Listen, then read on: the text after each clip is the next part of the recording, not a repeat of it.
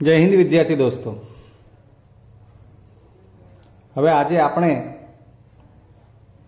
એક નવું પ્રકરણ શીખવાના છીએ। તો આપ સર્વે વિદ્યાર્થી મિત્રોનું મારી આ ચેનલ હેઠળ સ્વાગત છે। ચાલો ત્યારે હવે આપણે એક શરૂઆત કરીએ દાખલાથી। પ્રકરણનું ટાઇટલ આપણે નથી કહેતા, પણ દરેક બાબત જે છે એ વ્યવહારુ કોયડાના ઉકેલથી પણ સમજવાની થઈ શકતી હોય, તો એ કેવી રીતે આવી છે એ બાબત આપણે અત્યારે જાણીશું, પછી ચેપ્ટરનું નામની ચર્ચા કરશું। અહીં તમારી સમક્ષ મેં એક લંબચોરસ દોર્યું છે અને બાજુમાં એની રકમ લખી છે કે આકૃતિમાં લંબચોરસની લંબાઈ તેની પહોળાઈથી 5 મીટર વધુ છે એવું કહ્યું છે અને ક્ષેત્રફળ 500 ચોરસ મીટર છે એવું કહ્યું છે। આ એનું ક્ષેત્રફળ કહેવાય।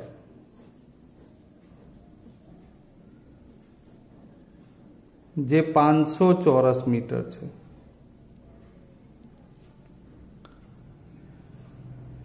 લંબાઈ એ પહોળાઈથી 5 મીટર વધુ છે। સપોઝ કે આ વધારે માપ છે એટલે આપણે એને આ પહોળાઈને x લઈએ તો લંબાઈને x + 5 લઈએ।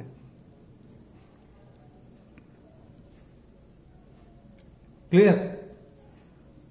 તો લંબાઈ અને પહોળાઈ શોધો, આવો એક વ્યવહારુ કોયડો છે। તો આપણે વિચારીએ કે આ ક્ષેત્રફળ આપ્યું છે તો લંબચોરસના ક્ષેત્રફળનું સૂત્ર વિચારીએ તો લંબચોરસનું ક્ષેત્રફળ બરાબર તો લંબાઈ ગુણ્યા પહોળાઈ, એટલે એ પ્રમાણે ક્ષેત્રફળ માનો કે 500 ચોરસ એકમ લીધું આપણે, મીટર છે તો મીટરમાં લંબાઈ x + 5 છે અને પહોળાઈ x છે, એના કરતાં 5 એકમ વધુ છે એટલે x + 5 આવે। x 5x એવું ના થાય। ઉકેલવાનો પ્રયત્ન કરીએ તો આ 500 x અહીંયા ગુણાય એટલે x ગુણ્યા x એટલે x² વત્તા 5 ગુણ્યા x એટલે 5x, અને માટે આપણે આને વ્યવસ્થિત ગોઠવીએ ઉતરતી ઘાત પ્રમાણે તો x ની 2 ઘાત વત્તા 5x, 500 આ બાજુ લઈ જાઓ એટલે -500 બરાબર 0। બસ ત્યારે આપણે જે વાત કરવી છે આની વાત કરવી છે। આ શું બન્યું? તો સૌથી પહેલા તો આને શું કહેવાય? તો અહીં આ બરાબરનું નિશાન છે, એ બરાબરના નિશાનને કારણે એ સમતા સરખાપણાનો સંબંધ આપશે। તો આવો સમતાનો સંબંધ આપતું આ ગાણિતિક નિરૂપણ જે છે એને એક તો પહેલા કહેવાય સમીકરણ, અને એમાંય જે કોઈ ચલ છે એ એક જ છે, એની મહત્તમ ઘાત 2 છે એટલે એને 2 એટલે દ્વિઘાત વાળું સમીકરણ, જેને દ્વિઘાત સમીકરણ કહેવાશે। દ્વિઘાત બહુપદી વિશે તમે ભણી ગયા છો, એ જ બાબત છે, પણ બહુપદી અને સમીકરણમાં ફેર એટલો કે અહીંયા સમીકરણ છે એટલે સમતાનો સંબંધ હશે, બરાબર આવે, અને બહુપદીમાં ન આવે। ક્લિયર? તો આજનું આ તમારું પ્રકરણ નંબર 4 થશે, જેનું આપણે નામ લખીએ દ્વિઘાત સમીકરણ।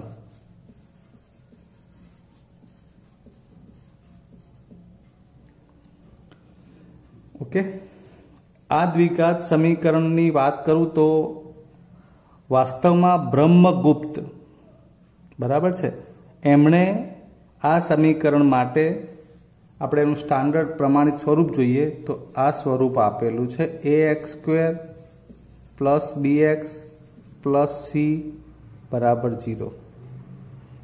આ દ્વિઘાત સમીકરણના ઉકેલ માટે એમણે સ્પષ્ટ સૂત્ર આપ્યું હતું। કોણે? બ્રહ્મગુપ્તએ।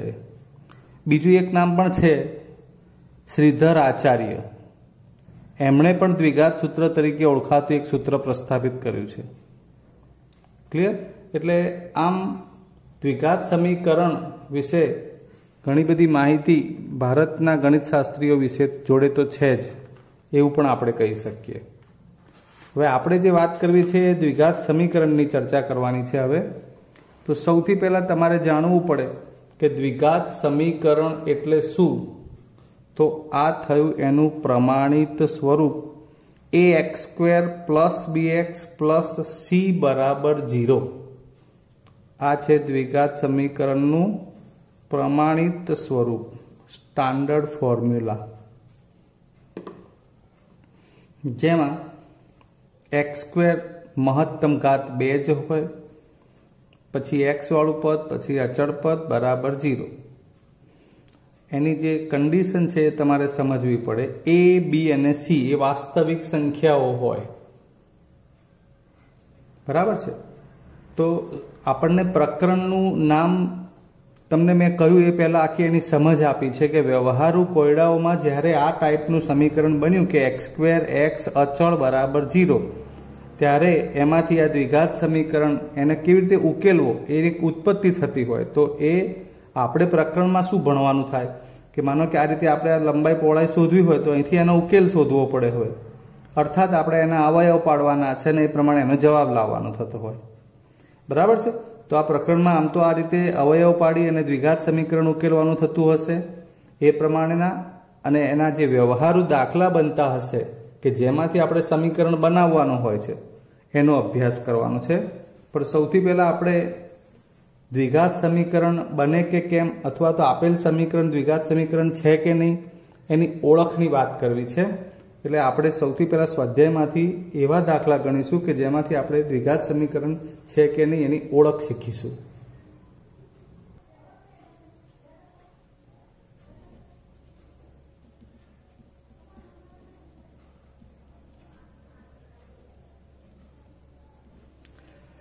ચલો, પહેલું સમીકરણ એ આપેલ દ્વિઘાત સમીકરણ છે કે નહીં ચકાસવું હોય તો સૌથી પહેલા આપણે એના સાદું રૂપનો જ વિચાર કરવાનો છે.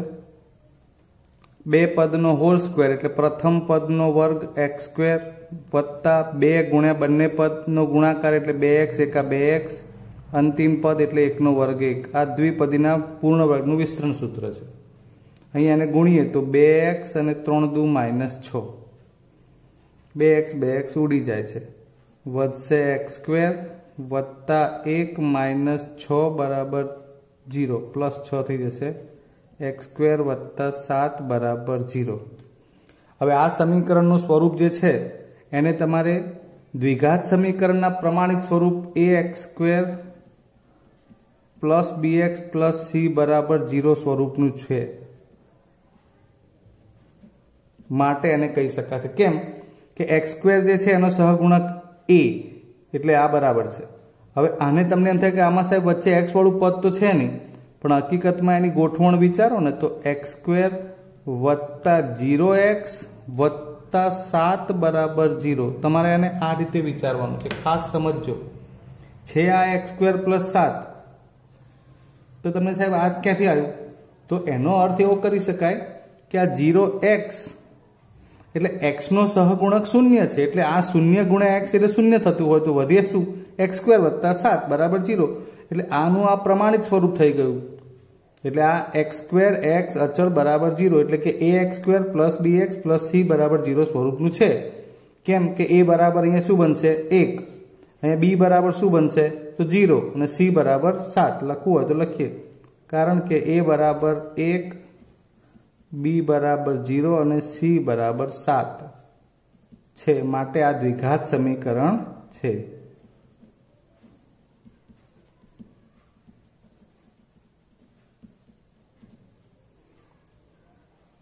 ચલો બીજું એક ચકાસીએ.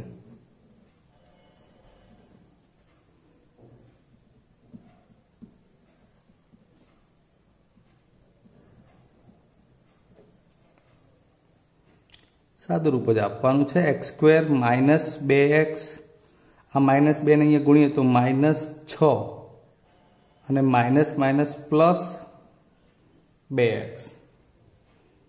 હવે આ x² આ -2x, આ -2x + 2x ડાબીથી જમણી બાજુથી ડાબી બાજુ લઈએ એટલે નિશાની બદલાશે, -2x. આ -6 ને આ બાજુ લઈ લઈએ એટલે +6. આ ખાસ ધ્યાન આપતા જાઓ, જોડે જોડે સાદુરૂપ આપવાનું. આ x² એમને એમ લખ્યા, આ -2x લખ્યા, આ -6 આ બરાબરની ડાબી બાજુએ લીધા એટલે +6 અને વત્તા 2x અહીંયા લીધા એટલે -2x. આમ જોવા જાવ તો હવે આ x², પછી આ -2x અને બીજા -2x એટલે થઈ જાય બંનેનો સરવાળો અને -4x + 6 = 0, જે ax² + bx + c = 0 સ્વરૂપનું છે. માટે આ સમીકરણ દ્વિઘાત સમીકરણ છે.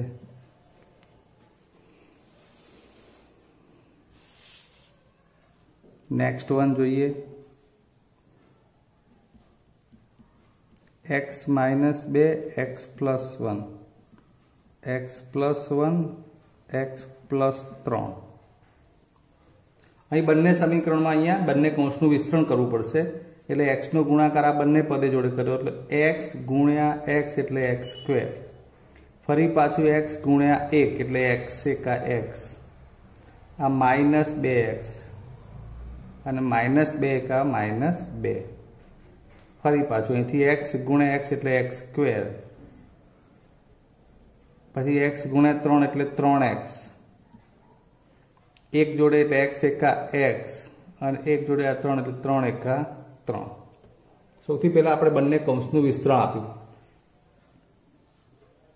હવે આમ જોવા જાવ તો જુઓ આ x² ઉડી જશે, +x + x પણ ઉડી જશે, અહીંથી -2x -2 બરાબર 3x + 3. બધા પદો એક બાજુ કરીએ તો આ -2x પછી આ -3x, આ -2 -3 આ બાજુથી અહીંયા બરાબર 0 એટલે -5x -5 બરાબર 0 આવું થયું. મિત્રો હવે વિચારો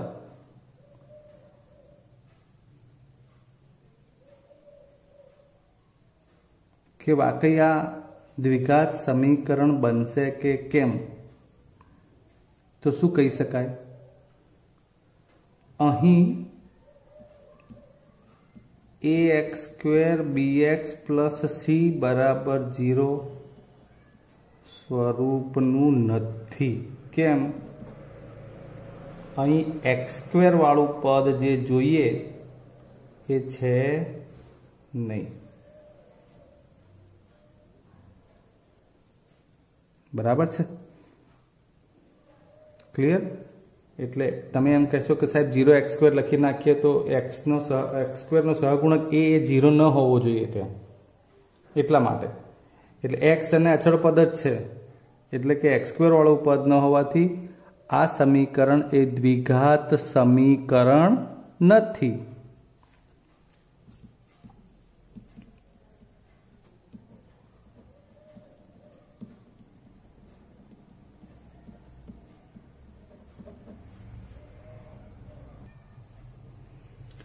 ચલો બાકીના સમીકરણ તો તમે આ રીતના જ છે સ્વાધ્યાયમાં, એટલે થોડો પ્રયત્ન કરજો, તમને આઈડિયા આવી જશે.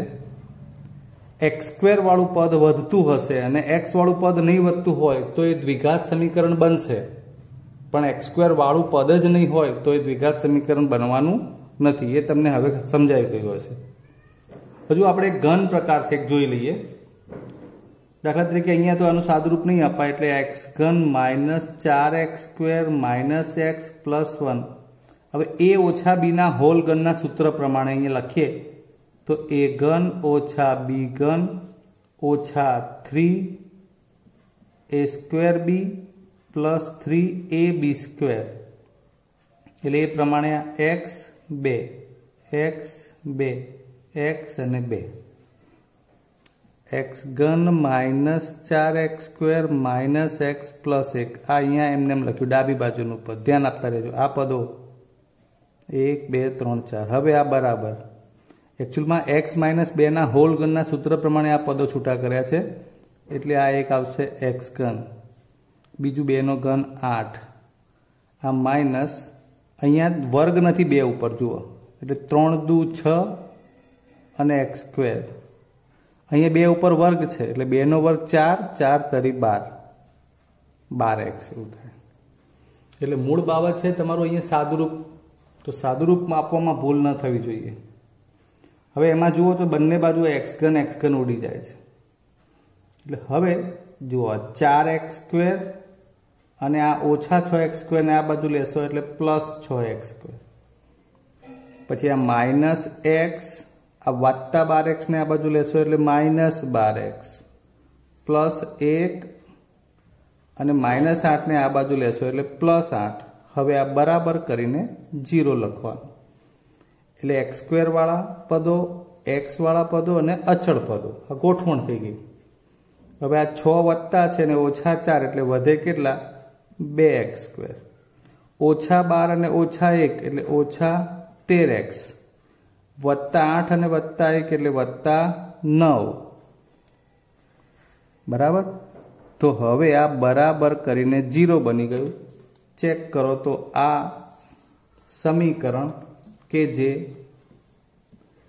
ax square plus bx plus c બરાબર 0 સ્વરૂપનું છે.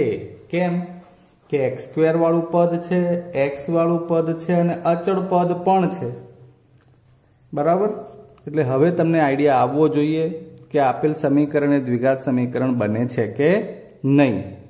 ફરી વાર કહી દઉં તો મૂળ બાબત એ છે કે એક્સ વાળું પદ નહીં હોય તો ચાલશે, અચળ પદ એક નહીં હોય તો પણ ચાલશે, પણ એક્સ સ્ક્વેર વાળું પદ હોવું જોઈએ. મહત્તમ ઘાત તમે દ્વિઘાત સમીકરણ કઈ ક્યારે શકો છો કે જ્યારે વર્ગ વાળું તો પદ હોવું જ જોઈએ. દ્વિઘાત એટલે દ્વિઘાત ના બનતી હોય ત્યાં સુધી આપણે એને 2 ઘાત વાળું પદ ન મળે તો દ્વિઘાત સમીકરણ ન કહી શકીએ. એટલે વર્ગ વાળું પદ હોવું જોઈએ, ઘન વાળું કે અન્ય બીજી કોઈ ઘાત વાળું પણ નહીં. એક્સની 2 ઘાત વાળું પદ વધવું જોઈએ સાદુ રૂપમાં. પછી એક્સ વાળું ન વધે અને અચળ પદ ન વધે તો પણ ચાલશે. ક્લિયર. એટલે દ્વિઘાત સમીકરણની ઓળખમાં આપણે 4 દાખલા જોયા છે. હજુ તમને સ્વાધ્યાયમાં આમ તો આપી દીધા છે દાખલા રકમવાળા કે જેમાંથી આપણે દ્વિઘાત સમીકરણ શું બને છે એ વિચારવાનું થાય છે. આમ તો તમારે રકમવાળા દાખલા કૂટ પ્રશ્નો તરીકે ઉકેલવાના પાછળ આપણે બીજા સ્વાધ્યાયમાં લેવાના છીએ. છતાંય આમાંથી 1-2 દાખલા ચેક કરી લઈએ કે આ કૂટ પ્રશ્નોની જે રકમ છે એમાંથી દ્વિઘાત સમીકરણ કેવી રીતે બને છે. તો આવો આપણે હવે એવા દાખલા પણ જોઈએ. મિત્રો અહીંયા એક રકમ લખી છે જે તમારા સ્વાધ્યાયમાં પ્રશ્ન નંબર 2 માં છે કે જમીનના એક લંબચોરસ ટુકડાનું ક્ષેત્રફળ આપ્યું છે. તેની લંબાઈ એ પહોળાઈના બમણાથી 1 મીટર વધુ છે. હું તમને ફરીવાર રિમાઇન્ડ કરાવી દઉં કે આપણે આ પ્રકારના દાખલાનો ઉકેલ પણ મેળવવાના છીએ, પણ હાલ પ્રકરણની શરૂઆત છે એટલે એમાં તમને માત્ર સમીકરણ સ્વરૂપે દર્શાવવાનું શીખવાનું પૂછવામાં આવે છે. એટલે સમીકરણ શું બને છે આપણા માટે અત્યારે એ અગત્યનું છે અને કેવી રીતે બને છે એ જ વાત જોઈ લઈએ. આ લંબાઈ છે અને આ પહોળાઈ છે. લંબાઈ એ પહોળાઈના બમણાથી 1 મીટર વધુ છે એટલે ધારવું પડે પહોળાઈને. પહોળાઈ x હોય તો એના બમણા એટલે 2x થાય, પણ લંબાઈ પછી અલ્પવિરામ કર્યું છે. લંબાઈ એ પહોળાઈના બમણાથી 1 મીટર વધુ છે એટલે હજુ બમણા કર્યા પછી પણ 1 વધુ થાય. એટલે લંબાઈ બનશે 2x + 1 ને પહોળાઈ બનશે x. ધારો કે લંબચોરસની પહોળાઈ x મીટર, પહોળાઈ ધારી છે, ધ્યાન આપજો, અને માટે શરત પ્રમાણે લંબાઈ બની 2x + 1 મીટર. હવે ક્ષેત્રફળ જે આપ્યું છે આપણને 528, આ સૂત્ર જાતે વાપરવાનું હોય. ક્ષેત્રફળ કેટલું છે? 528. તો 528 લખતા પહેલા ક્ષેત્રફળનું સૂત્ર લંબાઈ ગુણ્યા પહોળાઈ એમાં 528, જ્યાં લંબાઈ છે 2x + 1, પહોળાઈ x. આમ અહીં 2x નો ગુણાકાર કરીએ એટલે 2x² + x × x 528 ને ડાબી બાજુએ લઈ લઈએ, બસ ત્યારે આ થઈ ગયું આપણું દ્વિઘાત સમીકરણ. ક્લિયર? તો આ પ્રમાણે આપણે હજુ એક બીજો દાખલો પણ જોઈએ.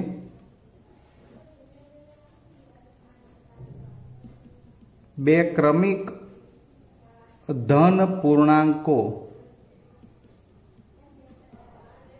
નો ગુણાકાર 306 છે. બસ આટલામાં હવે તમને એમ થાય કે આ વ્યવહારુ બાબત છે, પણ એમાંથી હકીકતમાં દ્વિઘાત સમીકરણ બનતું હોય ને આપણે ઉકેલવું પડતું હોય. તો આમાંથી કેવી રીતે ઉકેલી શકાય? તો બે ક્રમિક ધન પૂર્ણાંક એવું કહ્યું છે, એટલે ધન પૂર્ણાંક સંખ્યાનો વિચાર કરવાનો અને એ પણ ક્રમિક, જે આપણે ધારવી પડે. ધારો કે બે ક્રમિક ધન પૂર્ણાંકો, હવે કયા લેવાય? x અને x+1 છે. કયા કયા? x અને x+1 ક્રમિક કયું છે એટલા માટે x એમાં એક ઉમેરો એના પછીનું આવે એટલે બીજો પૂર્ણાંક થશે x+1. એટલે x અને x+1 એ બે ક્રમિક પૂર્ણાંકો બની જશે. હવે આ બંને ક્રમિક ધન પૂર્ણાંકો બનાયા, એનો ગુણાકાર લેવાનો છે 306. એટલે હવે આપણે વિચારવું પડે કે શું કઈ ક્રિયા કરવાની છે? તો એમનો ગુણાકાર બરાબર 306 એમ લખશો એટલે ખબર પડશે. હવે કોનો કોનો? તો કે આ ક્રમિક ધન પૂર્ણાંકોનો કયા કયા છે? તો કે x અને x+1 ગુણાકાર સ્વરૂપે લખવાનું. x × x+1 306. સૂત્ર કરીએ તો અહીંયા આગળ છૂટું પડીએ એટલે x², પછી x એકા x, 306 ને ડાબી બાજુએ લઈ લો, થઈ ગયું. ઓકે, તો આ પણ આ દ્વિઘાત સમીકરણ બની ગયું. હમણાં આપણે એને ઉકેલવાનું નથી કરવાનું, આપણે માત્ર ને માત્ર સમીકરણ કેવી રીતે બન્યું છે એ જ જોવાનું છે. હજી એક દાખલો લઈએ વધારે આગળ. રોહનની માતા, મિત્રો બરોબર રકમ ધ્યાનથી પહેલા તો વાંચીશું કે રોહનની માતા તેના કરતા 26 વર્ષ મોટા છે. આજથી 3 વર્ષ પછી, આજથીનો મતલબ કે હાલની જે ઉંમર હોય ત્યાંથી 3 વર્ષ પછી તેમની ઉંમર દર્શાવતી સંખ્યાઓ, એટલે હાલ માનો કે x હોય તો 3 વર્ષ પછી x+3 થાય, એ રીતે એમનો ગુણાકાર 360 હશે. તો રોહનની હાલની ઉંમર શોધો. ધારો કે રોહનની હાલની ઉંમર x વર્ષ છે. આ ધારવું જ પડે આપણે, જેથી કરીને તેના માતાની ઉંમરનો ખ્યાલ આવશે કે તેની માતા એટલે કેટલી? 26 વર્ષ મોટા છે. તો રોહન નાનો થયો, એની ઉંમર x હોય, એનાથી 26 વધારે માતાની ઉંમર છે. તો માતાની ઉંમર એટલે રોહનની ઉંમરમાં 26 ઉમેરો એટલા વર્ષ થાય. આ બે બાબતો આપણી એક તો શરૂઆતની હોવી જોઈએ કે રોહનની કોની ઉંમર ધારવી, એને કારણે બીજાની મળશે, આ બધું વિચારવાનું હોય છે. એટલે રોહનની ઉંમર આપણે ધારી x, તો માતા 26 વર્ષ મોટા એટલે x+26 થાય. 3 વર્ષ પછી આપણને કહ્યું છે ને આજથી માતાની પણ હાલની ઉંમર એવું લખવું પડશે. 3 વર્ષ પછી રોહનની ઉંમર કેટલી થાય? તો x માં 3 ઉમેરો એટલે x+3 વર્ષ, અને 3 વર્ષ પછી માતાની ઉંમર. આવું કેમ લીધું? તો એ લખ્યું છે જો, આજથી 3 વર્ષ પછી, એટલે આજથી એટલે હાલથી, એટલે હાલની જે ઉંમર બનાવી આપણે x અને x+26 એમાં 3 વર્ષ ઉમેરાય. એટલે રોહનની 3 વધી એટલે x+3 થાય, માતાની x+26 હતી એમાં 3 ઉમેરો એટલે કે x+29 વર્ષ થાય. આ માતાની ઉંમર થઈ 3 વર્ષ પછીની. હવે શું કહે છે કે એમની ઉંમર દર્શાવતી સંખ્યાઓ એટલે એક x+3 બીજી x+29 એમનો ગુણાકાર 360 એટલે પાછું ફરીવાર આપણે ગુણાકાર કરી લખવાનું બરાબર 360 કોનો 3 વર્ષ પછીની ઉંમરોનો એટલે કે x+3 x+29 બરાબર 360 બસ હવે આને આપણે છૂટું કરી નાખીએ તો આવશે તમારે x² વત્તા 32x માઇનસ 273 બરાબર 0 આ સાદુરૂપ હવે તમારે જાતે લાવવાનું બરોબર છે આ આપેલ પરિસ્થિતિને દ્વિઘાત સમીકરણ સ્વરૂપે દર્શાવે છે આ થઈ ગયું ax² bx અને c બરાબર 0 મિત્રો આમ આજે આપણે આ પહેલા વિડિયો લેસનમાં દ્વિઘાત સમીકરણની ઓળખ વિશે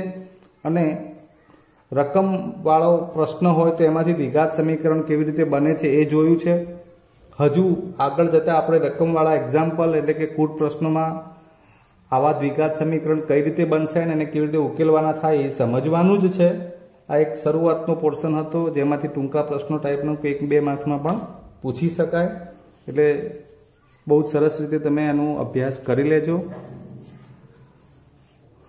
ખાસ કે અહીં જે કંઈ પણ સમજાવવામાં આવે છે એ તમે ખૂબ સરસ રીતે ધ્યાનથી જોતા સમજતા હોવ તો 110% તમને એમાં ખબર પડે જ એવું બને મિત્રો એટલે આશા કરું કે વિડીયોથી જ્યારે આપણે અભ્યાસ કરતા હોય ત્યારે જે કંઈ બોલાતું હોય વિડીયોમાં એના અનુસંધાનમાં લખતા હોઈએ છીએ આપણે લાઈવ લખાણ લખીએ છીએ ક્યાંય કોઈ સ્ક્રિપ્ટમાં સ્ક્રીનશોટ લઈને બતાવેલ નથી એટલે એમાંથી તમને જે બોર્ડ ઉપર અભ્યાસ થતો હોય એનાથી પણ ગહન અભ્યાસ તમે કરી શકો છો ઓકે ફરી આવતા લેક્ચરે મળીશું ત્યાં સુધી રજા લઈએ જય હિન્દ